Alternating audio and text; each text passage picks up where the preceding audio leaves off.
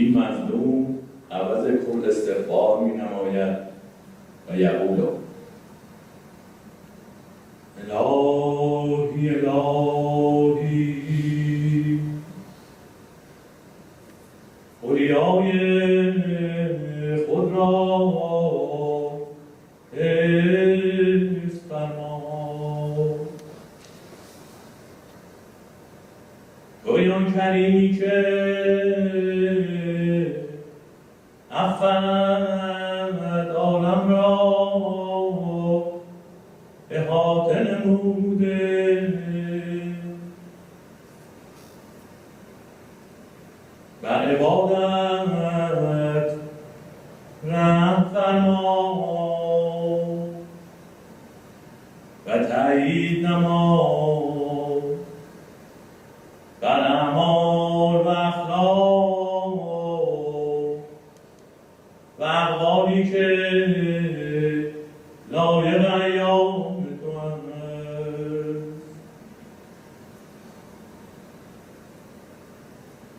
به یک کلمه اولیا بهر بخششت مواج و به یک اشراق نیر امر آفتاب جود و غفران ظاهر و هویدا.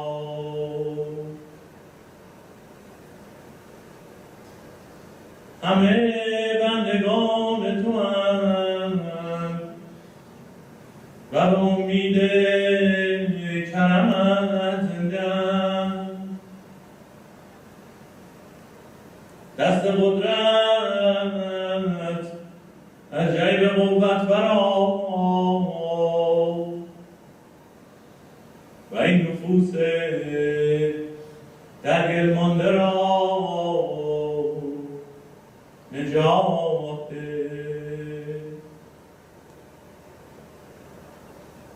تویی مالک اراده و سلطان وجود. لا اله الا انت العزیز الوهاب.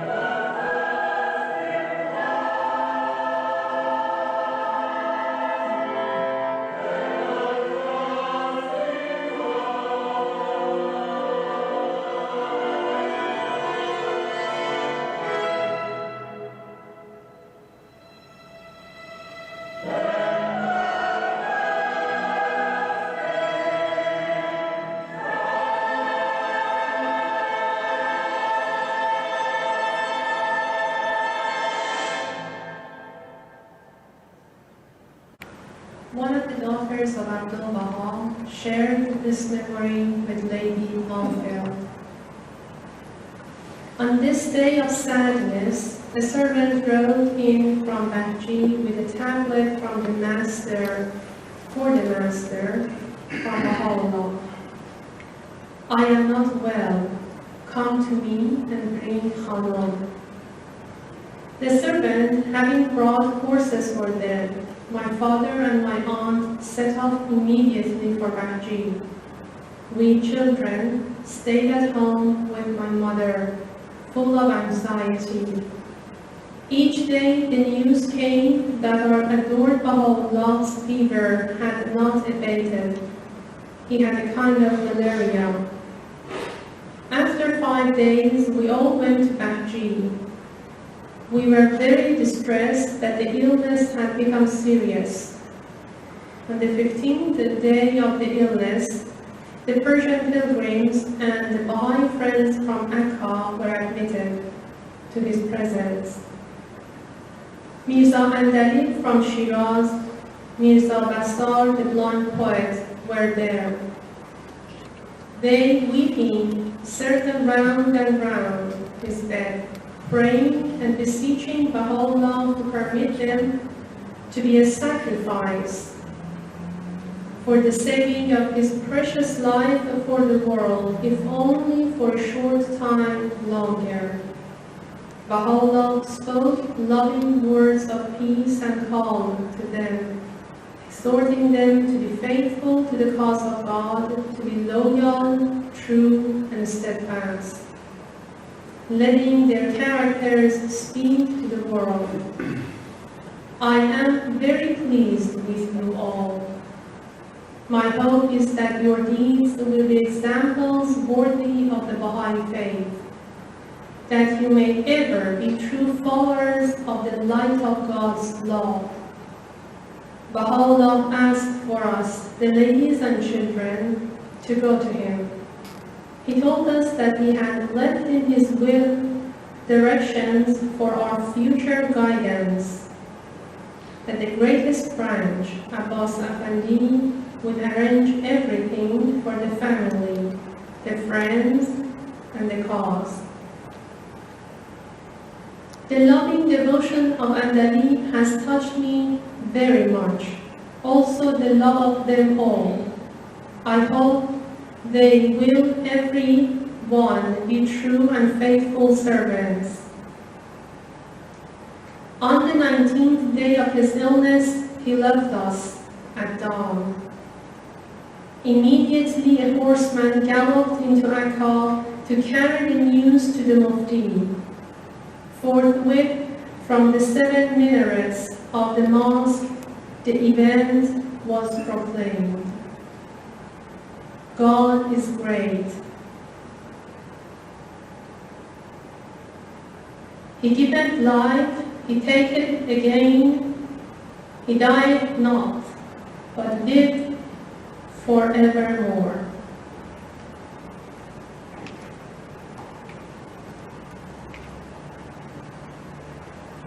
The Recollections of Nabila Azam, the author of the Dawnbreakers. On the eve of Sunday, the 11th of the month of Shawwal, May 8, 1892, 50 days after Nowruz, he contracted a fever, though he did not mention it to anyone. The following morning, a number of the friends attained his presence. Late in the afternoon, the fever was intensified. In the evening, only one of the companions who had an urgent demand was admitted to his presence. On Monday, the 2nd day of his illness, only one of the friends was admitted. On Tuesday, this helpless servant was given the honor of an audience with his blessed person. At noon, he summoned me to his presence alone and spoke to me for about half an hour, sometimes seated and sometimes pacing up and down. He vouchsafed unto me his infinite bounties, and his exalted utterances reached the aim of perfection. that this was going to be my last audience with him, so that I could have clung to the hem of his holy vesture and begged him to accept me as a sacrifice in his path, to relieve me from the vanity of this world and admit me into the realm of everlasting joy. Alas, alas, what had been preordained did come to pass. The most great branch went to Akka, visited every Baha'i household, and conveyed to every single believer, man and woman alike, loving greetings from the Blessed Beauty. On Sunday, the 15th day, afternoon, all the friends who were present at the mansion, together with pilgrims and resident Baha'is, were summoned to Baha'u'llah's presence. The entire body of the friends, weeping and grief-stricken, attained his presence as he lay in bed leaning against the most great branch. May my life be a sacrifice for him. The tongue of grandeur gently and affectionately addressed them all, saying, I am well pleased with you all. You have rendered many services and been very assiduous in your labors. You have come here every morning and evening. May God assist you to remain united. May He aid you to exalt the cause of the Lord of Being. This was the last audience with him. On the eve of Saturday, May 29, 1892, 13th of the month of Azamat 49, Baha'i era, 70 days after Nowruz, while there was no sign of fever, the will of the King of Eternity to leave the prison of Akka and to ascend to his other dominions, whereon the eyes of the people of names have never fallen. Mentioned in the Tablet of Ruya revealed, 19 years previously was at long last realized.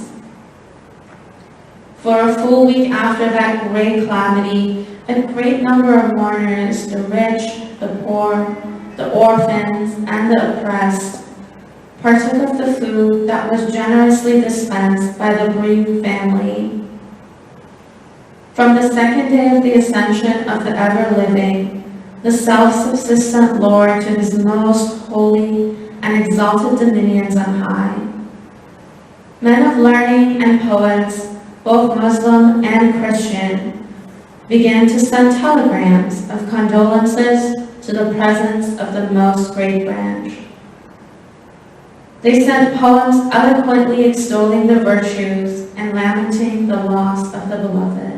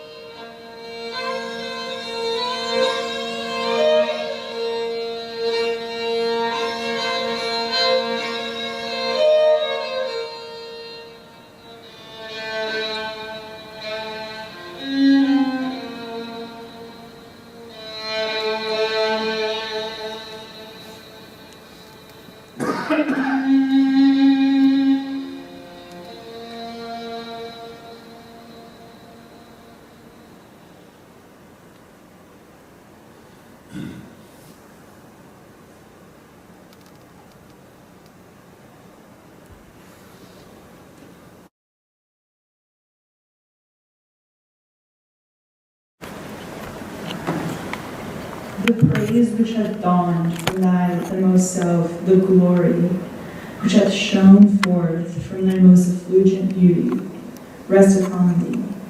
O thou who art the manifestation of grandeur and the King of eternity and the Lord of all, who are in the heaven and the earth, I testify that through thee the sovereignty of God and his dominion, and the manifestation of God and his grandeur were revealed, and the day stars of thy ancient splendor have shed their radiance in the heaven of thy irreversible decree.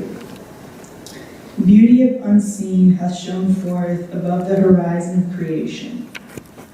I testify, moreover, that the moment of thy pen, that injection, be thou, hath been enforced, and the God's hidden secrets have been divulged, and all created things that have been called into the being, and the revelations have been sent down. I bear witness, moreover, that through thy beauty and the beauty of adored ones hath been unveiled, and through the faith of thy desired ones, one who hath shone forth, and that through a word of thee thou hast decided between all created things, causing them who are devoted to thee to ascend unto the summit of glory, and the infidels to fall into the lowest abyss. I bear witness that he who hath known thee and hath known God, and hath attained unto thy presence, hath attained unto the presence of thy God. Great therefore is the blessedness of him who hath been believed in thee, and in thy signs, and hath humbled himself before thee.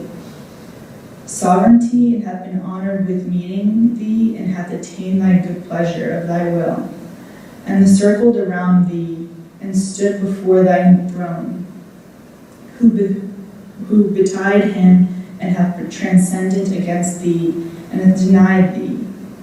Thy signs and grandeur, thy sovereignty, and hath risen up against thee, and waxed proud thy face, and hath disputed thy testimonies, and fled from thy rule and thy kingdom, and been numbered with the infidels who have named and have been described by the fingers of thy behest upon thy holy tablets.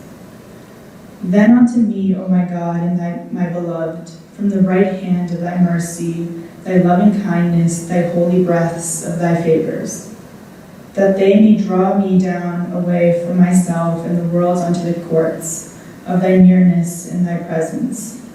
Potent thou art to do what pleaseth thee. Thou truly hast been supreme over all things. The remembrance of God, his praise, the glory of God, his splendor, rest upon thee, O thou art his beauty. I bear witness that thy and the eye of thy creation hath never gazed upon or wronged thee. Thou wast immersed all days of thy life beneath an ocean of triumphs. At one time thou wast in the chains and thy fetter At another, thou wast threatened by the sword of thine enemies. Yet despite all this, thou didst enjoy upon all men to observe what had been prescribed unto thee by him who is the all-knowing, the all-wise. May my spirit be a sacrifice to the wrongs thou didst suffer, and my soul be a ransom of thy adversities through thou didst sustain.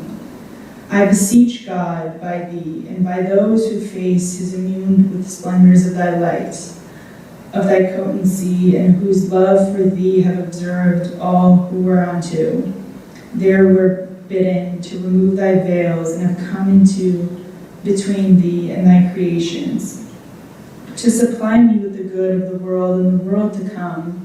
Thou art in truth the Almighty, the most exalted, the all-glorious, the ever-forgiving, the most compassionate. Bless thou, O my God, the divine lote tree, and the leaves in its most bounce in its branches, and the stems in its offshoots, as long as these thy most exalted titles will endure, and thy most august attributes will last. Protect it, then, from the mischief of thy aggressor and the hosts of thy trinity. Thou art the truth, the Almighty, the most powerful. Bless thou also, O Lord my God, thy servants, thy handmaidens, who have attained unto thee. Thou truly art the all-bountiful, whose grace is infinite. No God is there save thee, the ever-forgiving, the most generous. Baha'u'llah.